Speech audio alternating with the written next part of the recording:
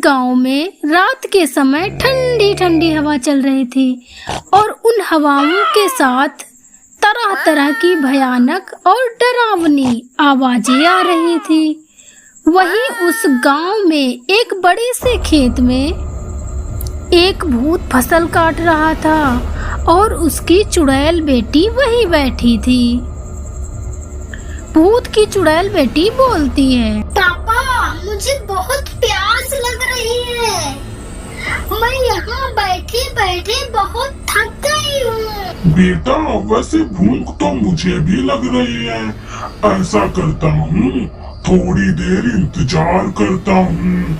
अगर कोई इंसान यहाँ आता है तो बेटा तुम उसका खून पीना और मैं उसका मांस खाऊंगा। इस तरह तुम अपनी प्यास बुझा लेना और मैं अपनी भूख मिटा लूंगा। वे दोनों बाप बेटी वही उसी खेत में किसी के आने का इंतजार करने लगते हैं। तभी एक पति पत्नी देर रात शहर से लौट रहे थे। वे दोनों बाप बेटी उन दोनों को आते देख लेते हैं। अरे वाह पापा, क्या बात है।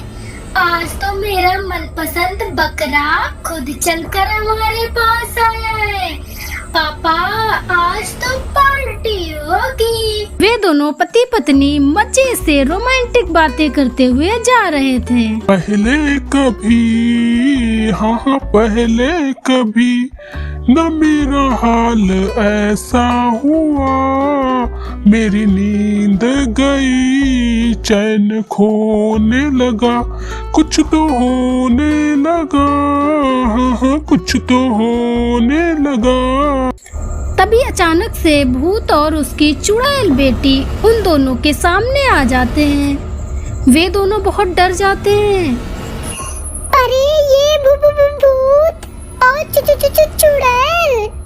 भूत और चुड़ैल जी, मुझे जाने दो। मेरे दो छोटे छोटे बच्चे हैं। अगर मुझे पता होता आप दोनों यहाँ रहते तो मैं किसी और रास्ते से चला जाता। नहीं सेठ, मैं तुम दोनों को नहीं छोड़ सकता क्योंकि मेरी बेटी को बहुत प्यास लगी है और मैं उसकी प्यास तेरे खून से बुझाऊंगा। और वैसे भी तुम दोनों हम दोनों को कैसे भूल सकते हो। मैं वही हूँ जिसे तूने अपनी फसल काटने को दी थी।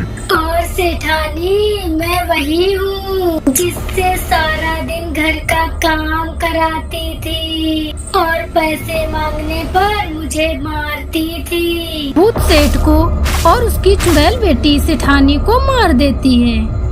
उसकी बेटी उनका खून पीती है और भूत मांस खाने लगता है।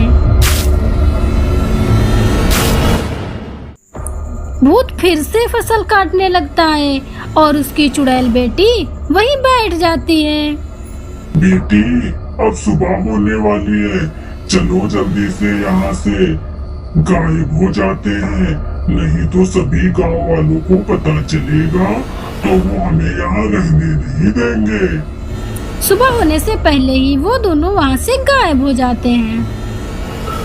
अगली रात वो फिर से उसी खेत में आते हैं और काम करने लगते हैं। और अब रोज इसी तरह जो भी रात को खेत के रास्ते से गुजरता तो दोनों उसे मार देते। भूत उसका मांस खाता और उसकी चुड़ैल बेटी उसका खून पीती। इसी तरह कुछ दिन निकल जाते हैं। यह बात पूरे गांव में आग की तरह फैल जाती है। गांव के सभी लोग एक सिद्धि पुरुष को बुलाते हैं और उन्हें सारी बात बताते हैं। उसी रात वह सिद्धि पुरुष उसी रास्ते से गुजरते हैं।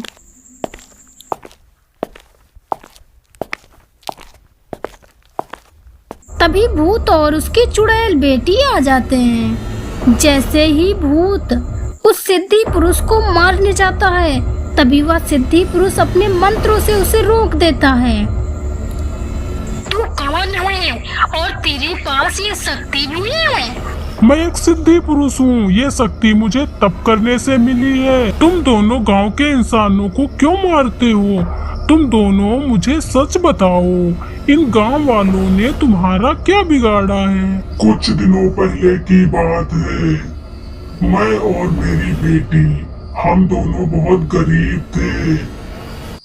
मैं खेतों में काम करता था और मेरी बेटी सबके घरों में बर्तन साफ करती थी।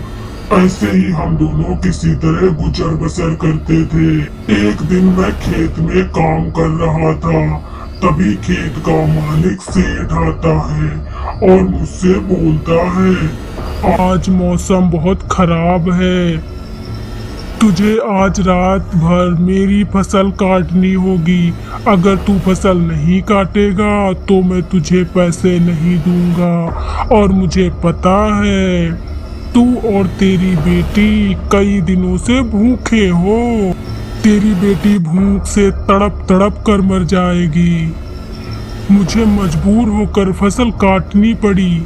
देर रात को जब मैं घर नहीं गया तो मेरी बेटी मुझे ढूंढते ढूंढते यहाँ आ गई। रात बहुत हो गई, तभी कुछ बदमाश आते हैं। वो मेरी बेटी के साथ दुष्कर्म करते हैं। मेरे मना करने पर वो मेरी बेटी के साथ साथ मुझे भी मार देते हैं।